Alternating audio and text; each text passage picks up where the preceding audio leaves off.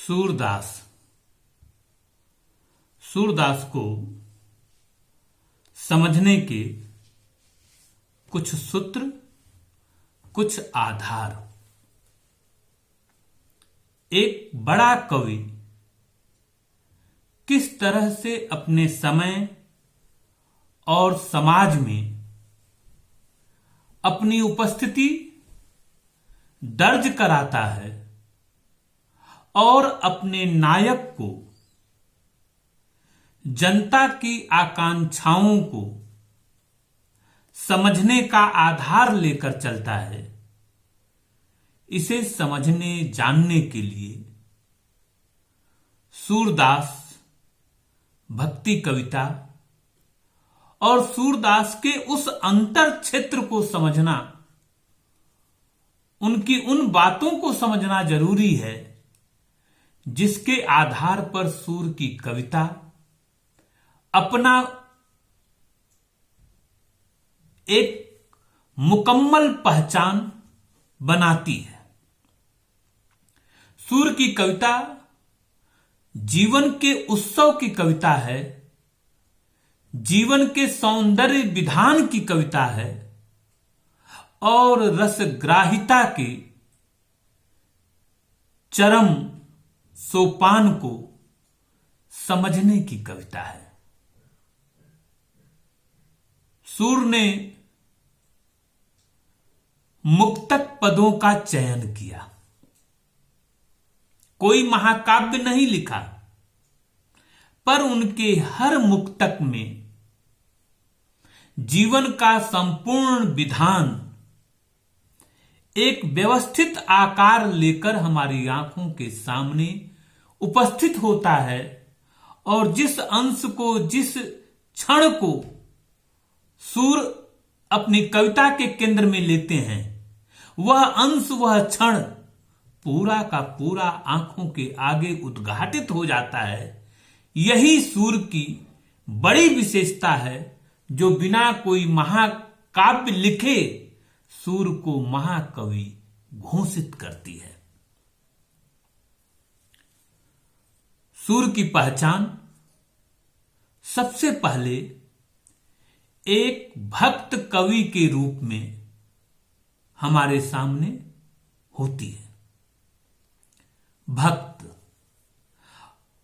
भक्त जब हम कहते हैं तो सीधे सीधे अपने से परे एक सत्ता के प्रति समर्पण, निष्ठा और प्रेम का पूर्ण परिपाक सामने आता है। सूर के आराध्य श्री कृष्ण है और उनके प्रति सूर की गहरी आसक्ति, निष्ठा, समर्पण और अपने सर्वस्व को अपने आराध्य के प्रति न्यौछावर कर देने की भावना सूर में जन्मजात रूप से देखी जा सकती है। सूर के बारे में यह प्रसिद्ध है कि सूर मंदिर पर बैठकर मुग्ध भाव से भजन गाया करते थे और इनके भजन गायन की प्रसिद्धि दूर दूर तक व्याप्त हो गई थी।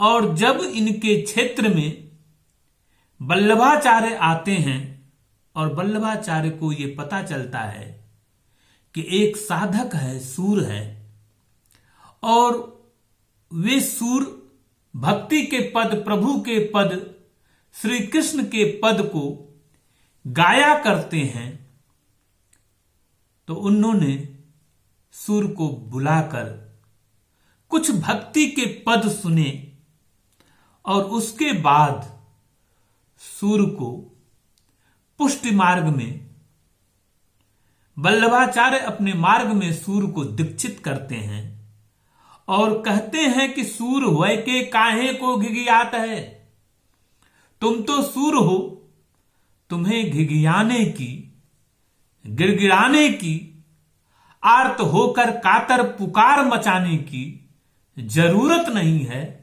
तुम कुछ लीला के पद गाओ, तुम कुछ श्री कृष्ण की लीलाओं के पद गाओ।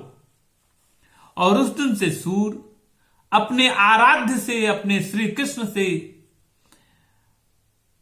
अपने प्रभु से मित्रता का भाव, सखा भाव स्थापित कर लेते हैं और सूर की भक्ति को सख्य भक्ति के रूप में एक पहचान मिलती है। सूर की भक्ति किस तरह की है? बराबरी की भक्ति है।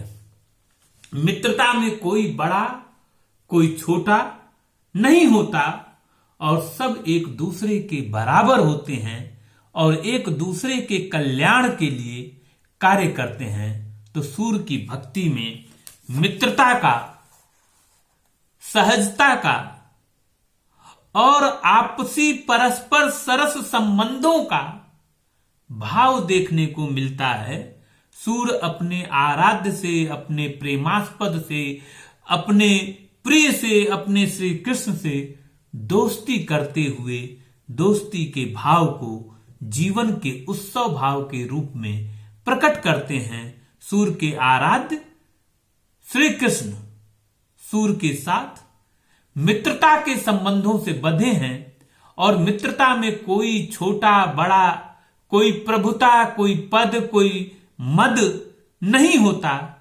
एक ही भाव होता, एक दूसरे के प्रति ख्याल, कल्याण का, और यह सूर के पदों में बराबर दिखलाई देता है। सूर की भक्ति जो है वह अपने आराध्य के प्रति,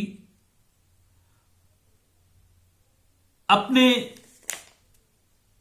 प्रभु के प्रति बराबरी की है और इस बराबरी की भक्ति के कारण ही सूर की अपने प्रभु से ठन जाती है। चुनौती भी एक दूसरे को देते हैं। आज हूं एक एक कई टरी हूं, कै तुम ही कै हम ही माधव, अपने भरोसे लड़ी हूं। हे माधव, आज से हम तुम अपने अपने भरोसे चलेंगे। हूं तो पतित सात पीढ़िन को पतिते वही निस्तरी हूं, अब हूं उघर नाच्यो चाहत हूं बिरद बिन कहियो। कत अपनी पर तीति नसावत मैं पायो हरि हीरा, सूर पतित तब ही उठिए प्रभु जब हंसी दय हूं बीढ़ा। सूरदास के आराध्य से भक्त के रूप में सूर की होड़ हो जाती है कि हे प्रभु, तुम अपना रास्ता देखो, मैं अपना रास्ता देख रहा हूं, मैं अपनी जगह नहीं छोड़ूंगा और यदि आप प्रभु हैं तो मुझे मेरा निस्तार करिए, मुझे बचाइए और अपने विरुद्ध का पालन करिए। आज से आपसे मेरी होड़ शुरू हो जाती है, लड़ाई शुरू हो जाती है। और इसी तरह से अब मैं नाच्यो बहुत गोपाल, हे गोपाल मैं थक गया, बहुत नाच लिया, बहुत संसार सागर में भटक लिया, कुछ कृपा करके मुझे बचाओ। काम क्रोध की पहिर चोलना, कंठ विषय की माल, महामोह के नूपर बाजत निंदा शब्द रसाल। भ्रम भयो मन भयो पखावज, चलत असंगत चाल, तृष्णा नाद करत घट भीतर, नाना विदिदय ताल। माया को कटि फेटा बांध्यो, लोभ तिलक दियो भाल, कोटिक कला काछ दिखराई, जल थल सुधि नहीं काल। सूरदास की सभे अविद्या दूरी करो नंदलाल। सूरदास अपने प्रभु से, अपने आराध्य से, अपने श्री कृष्ण से कहते हैं कि हे प्रभु, तुम सूर की सारी अविद्याओं को दूर करो। मेरे भीतर जो तृष्णा है, जो लोभ है, जो मोह है, जो क्रोध है, उसको कौन दूर करेगा? श्री कृष्ण दूर करेंगे। तो यहां सख्यता भाव, मित्रता के भाव से भगवान के प्रति भक्ति की गई है। सूर का वात्सल्य, सूर वात्सल्य के सम्राट माने जाते हैं। वात्सल्य भाव का, बाल भाव का, बालक रूप का सूर से बढ़कर कोई चित्रण पूरी हिंदी कविता में और एक तरह से कहा जाए तो वैश्विक परिप्रेक्ष्य में वैश्विक कविता में भी सूर के बाल लीला वर्णन की तरह से कोई वर्णन देखने को नहीं मिलता। पूरी दुनिया में सूर का बाल लीला वर्णन अपने ढंग से अनूठा वर्णन है, जिसमें बच्चे की, बालक की एक एक गतिविधि का, एक एक गति का अंकन सूर अपनी बंद आंखों से करते हैं। बालक जब 3 माह का है, 6 माह का है, साल भर का होता है या 3 साल और 5 साल का होता है, तो उसके एक एक घटनाक्रमों का सूर अपने पदों में वर्णन करते हैं। एक पद आता है, किलकत कान घुटरमन आवत, किलकते हुए कान घुटनों के बल आंगन में दौड़ रहे हैं, फिर रहे हैं, चल रहे हैं, और जो प्रतिबिंब बन रहा है आंगन में, उस प्रतिबिंब को पकड़ने के लिए भगवान श्री कृष्ण आंगन में दौड़ते हैं, भागते हैं, और इस सुंदर दृश्य को देखकर मां यशोदा और बाबा नंद प्रफुल्लित होते हैं, आनंदित होते हैं, और इस सुंदर दृश्य का अंकन सूर अपनी बंद आंखों से करते हैं।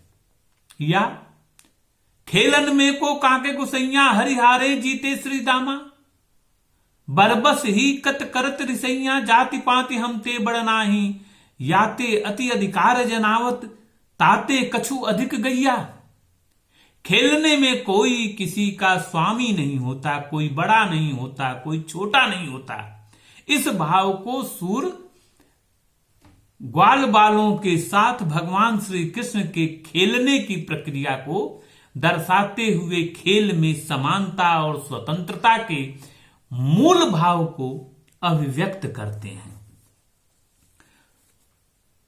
इसी तरह से सूर के अनेक सहपद हैं जिसमें बाल लीला का सुंदर वर्णन किया गया है। मैया हूं न चरई हूं गाय, सूर के कृष्ण क्या कहते हैं, मैया हूं न चरई हूं गाय, सिगरे ग्वाल घिरावत मोसो मेरे पाई पिराए।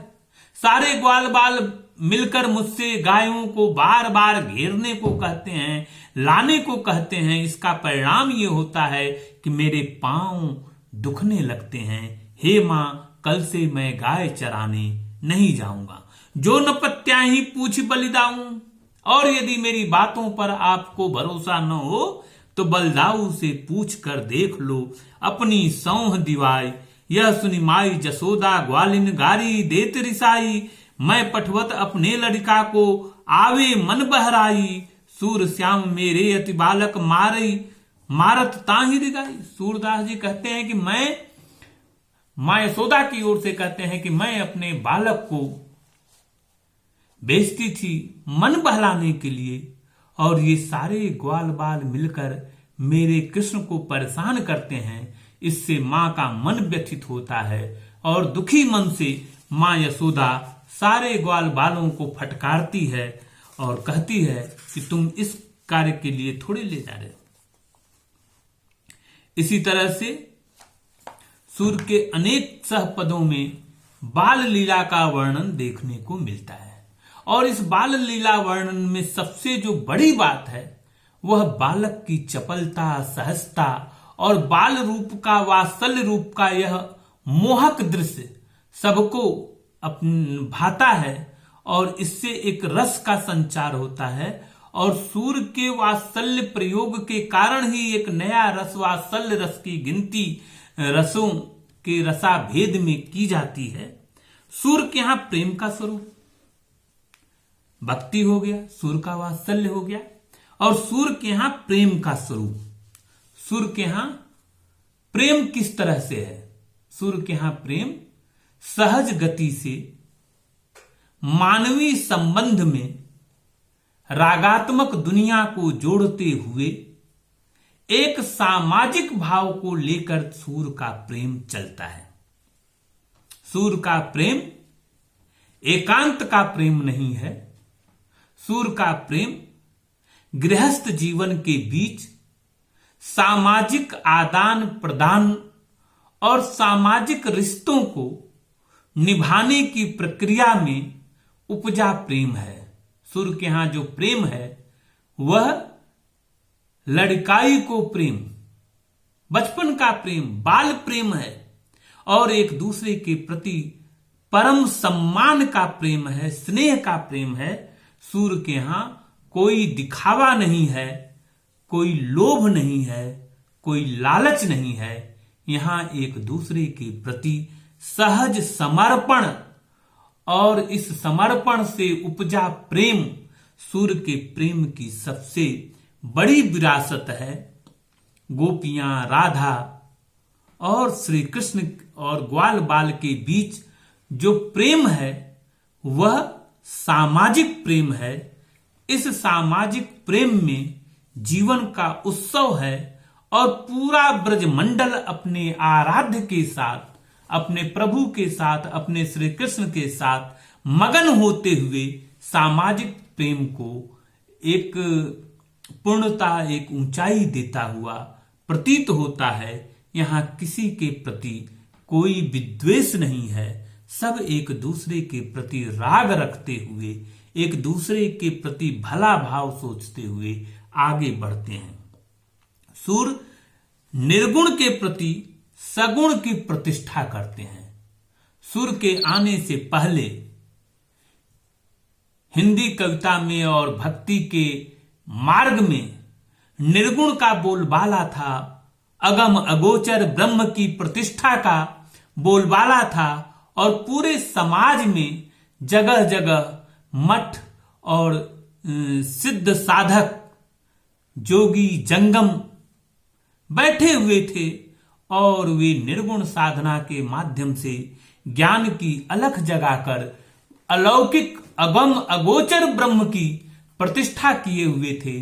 ऐसे समय में जीवन की स्वीकार्यता को लेकर चलने वाले महाकवि सूर्य प्रेम के उस रूप को सामने लेकर आते हैं जो श्री कृष्ण का रूप है और श्री कृष्ण के प्रेम से सगुण भक्ति की स्थापना करते हैं और कहते हैं कि अगम अगोचर ब्रह्म को हर तरह से विचारने के बाद, जो अगम है, अगोचर है, जिस तक जाया नहीं जा सकता, इन सारी बातों पर विश्वास और भरोसा करने के बाद, विचार करने के बाद सूर्य सगुण लीला पद गावे। सूरदास जी लीला के पद गाते हैं, श्री कृष्ण के पद गाते हैं और कहते हैं कि हमारा जो एक मन था वह एक मन श्याम के संग चला गया, को और आधे ईश, अब हम किसी और दूसरे ईश्वर की आराधना नहीं कर सकते। हमारा एक मन था वह श्री कृष्ण के साथ, श्याम के साथ चला गया। उस मन से अब किसी और सत्ता को स्वीकारता नहीं मिल सकती। उधो मन न भये 10-20, एक हो तो सो गयो श्याम संग, को और आधे ईश। एक ही तो मन था और वह श्याम के साथ, श्री कृष्ण के साथ चला गया। अब हम किस ईश्वर की आराधना कर सकते हैं। और सूर्य के यहां पशुचारण संस्कृति का दर्शन होता है। सूर्य कृषक समाज में गोचारण जो संस्कृति है उसके प्रतिनिधि कवि हैं। ग्वाल बाल और स्वयं भगवान श्री कृष्ण गायों को लेकर खेत खलिहान और जंगल में चले जाते हैं। यहां जंगल में ग्वाल बाल और श्री कृष्ण आपस में खेलते कूदते हैं और गायें चरती हैं और शाम को पुनः गायें वापस अपने घर लौट आती हैं। तो इस विधान में गोचारण संस्कृति, पशुचारण संस्कृति के दर्शन होते हैं और सूर्य लगातार अपनी कविता के माध्यम से पशुचारण संस्कृति को केंद्र में रखकर जीवन के उत्सव को रचने की कोशिश करते हैं। और सूर्य के आराध्य श्री कृष्ण अकेले अपने लिए कुछ भी नहीं हासिल करते, पर जब जब समाज के सामने कोई विपरीत स्थिति आती है, कोई संकट की घड़ी आती है, तो सूर्य के श्री कृष्ण अपनी कानी उंगली पर स्वयं गिरधर पर्वत को धारण कर लेते हैं। तो यह जो सामाजिक संघर्ष है वह सूर्य की कविता में बड़ा होता हुआ दिखता है, और इसका सबसे बड़ा कारण है कि सूर्य के आराध्य समाज में अपने क्रियाकलापों से अपने व्यक्तित्व की स्थापना करते हैं। सूर्य के एक एक पद में जीवन के विधान को संपूर्णता में लिया गया है। सूर्य का कोई भी पद ऐसा नहीं है जो जिस अंश को लेता हो उस अंश में पूरी बात कहे बिना सूर्य आगे नहीं बढ़ते। पद एक क्षण को लिया है, पर उस एक क्षण की जीवन लीला को संपूर्णता में सूर्य डूब कर प्रस्तुत करते हैं। यही सूर्य की महत्ता का सबसे बड़ा कारण है। सूर्य की सामाजिकता व सूर्य का जीवनोत्सव पूरे ब्रजमंडल का जीवन विधान बन जाता है। सूर्य जो सोचते हैं और जो उनके आराध्य श्री कृष्ण सोचते हैं, जो ग्वाल बाल सोचते हैं, उसमें सामाजिक क्रांति है। कोई अकेले अपनी स्वतंत्रता, अपनी मुक्ति, अपनी सामाजिकता की बात नहीं करता।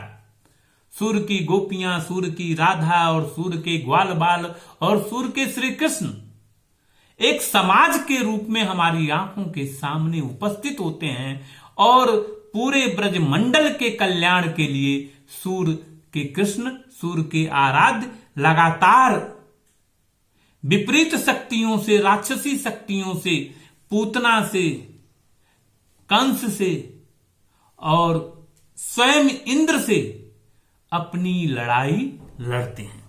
तो यह लड़ाई जीवन के स्वीकार की लड़ाई है, जीवन के उत्सव की लड़ाई है।